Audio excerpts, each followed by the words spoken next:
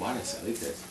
Pour it on. Don't use latex. Do not use latex, not even your gloves. Latex gloves will react to the smooth-on products. They'll react to any of your silicone base. It will not cure. Okay, so do not use even latex gloves.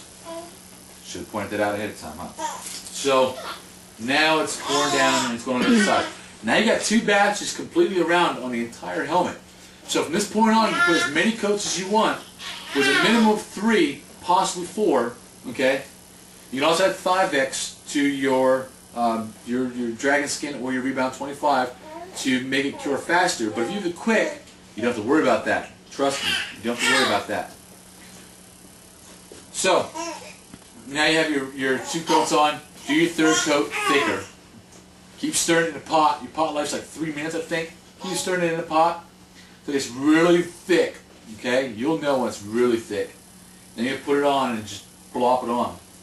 Once that's done, your final coat, this, I like to keep this at least a 1/4 inch thick, okay, of rubber, me personally, at least a 1/4 inch. Now, the keys, your last batch, what you're going to do is you're going to make your rubber, your last batch of rubber, and it's going to be, once again, really thick. You're going to put it on in that area where you want to put your key, you put it on the key, and you're going to mush it on. And you're going to press it on real good to get all the air out between the 2 rubbers. And you push and you'll see it. You use your finger or paintbrush and you're going to seal the edges up as you push the air out. Okay, so that way when it sucks back in, rubber gets sucked in and not air. And put a key here, a key here. So you got 1, 2, 3, 4, and 5. That's that. Now for your side keys, 1 and 2. Remember, this antenna will not be on it. And 2. Alright, your Frankenstein keys. Your keys are now in place. Your rubber is now cured. Okay? Snot is done. Now you're ready for your next step. The next step is getting prepped for your mother mold. I like making my mother molds out of fiberglass and resin. You have your X-Acto knife or your carpenter's knife. Okay? Your keys are in place. You're going to take your knife, your razor, you're going to put a slice down the middle of just the key. Go about halfway through the key to 3/4 way through the key. It's okay. You're not interfering with the rubber of the helmet. Just the key. When the key, now you won't be doing it, never cut towards your body. And so your key's already on the helmet. What you're doing is you're creating a slice. Now I went a little bit further on this one, but it's fine because I'm not putting it on the helmet. But you create a slit. Hold it still.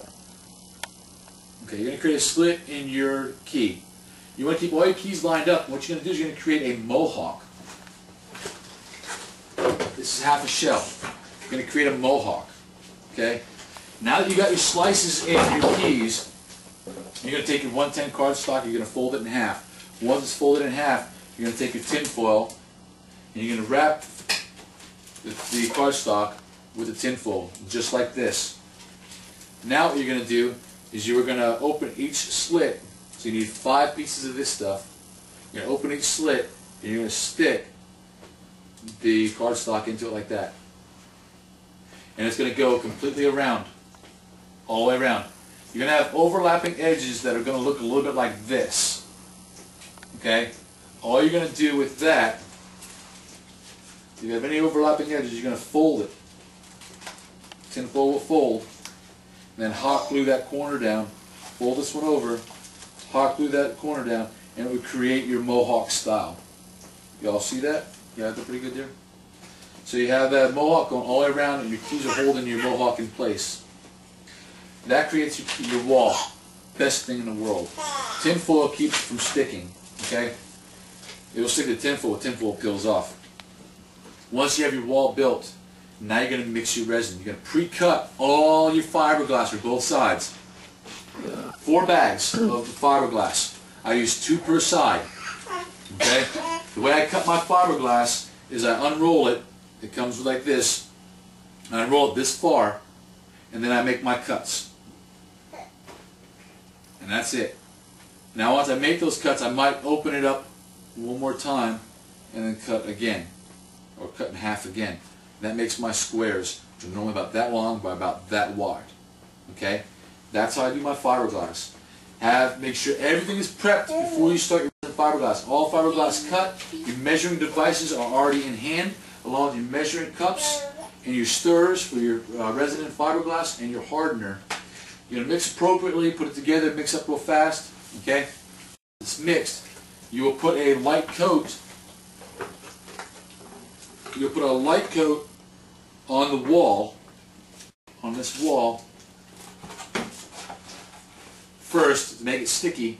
Put your fiberglass onto it, then dab. Do not brush the resin onto the fiberglass. Dab it. Dabbing it pushes it all into around your keys, real tight around your keys. If you can look at this, honey, zoom in on one of these keyholes. You'll see how tight that fiberglass and that resin was around the key.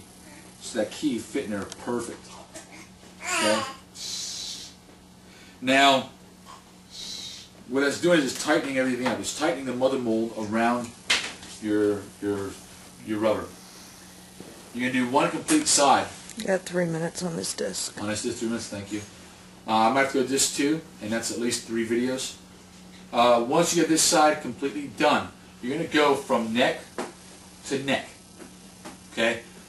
Do not, you can go a little bit past, this bottom key, probably like this, but you don't have to go much further past that. Okay? And then your fiberglass walls are built up all around. You're only doing one side. Once that side is complete, if stuff dries fast, you need to make a lot of batches of your fiberglass, okay? Of your resin. It dries fast, do it outside, well ventilated, with a little bit of heat. If you have any problems, make sure you mix properly. Do the direction and mix properly. It's very important. Mix with a stick, with a stir stick, not your paintbrush. You do not, because then that hardener gets in the paintbrush, not mixed in with the resin, and it will not dry properly. Yeah, she's laughing because she knows.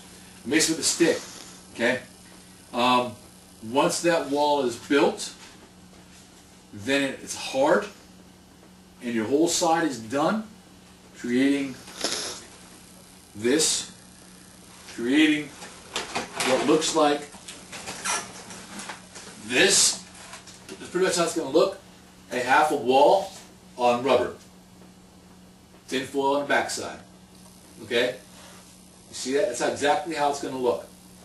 Now what you do is you peel that paper and that tin foil off of your resin, your fiberglass wall. Now let me know when 30 seconds out and we'll just end it. Now. Alright. I have this coming up, so time out. I'm trying to make this video interesting so I'm not a big boring blowout. Am I good? Hello. You ready to record? It's been recording.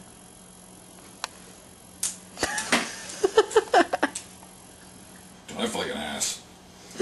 But alright, back to business. So we left off with your half wall built. I know it looks stupid with me telling you to take off the paper and the tin foil because you see one with tin foil on it. So you're like, Dave, how the hell are you doing that? Well, let me explain.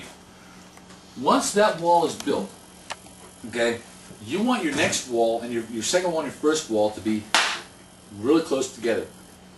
You cannot have that if you have that much in between the two of them, which can be ripped off, torn throughout your process of using the mold. And then it's going to create a gap between your two shells, so you pull your two shells in, you're actually shrinking your mold. So you want to get rid of this gap. So you're going to take all this off, completely off. Okay? And if you look here, this was the first one that had it on.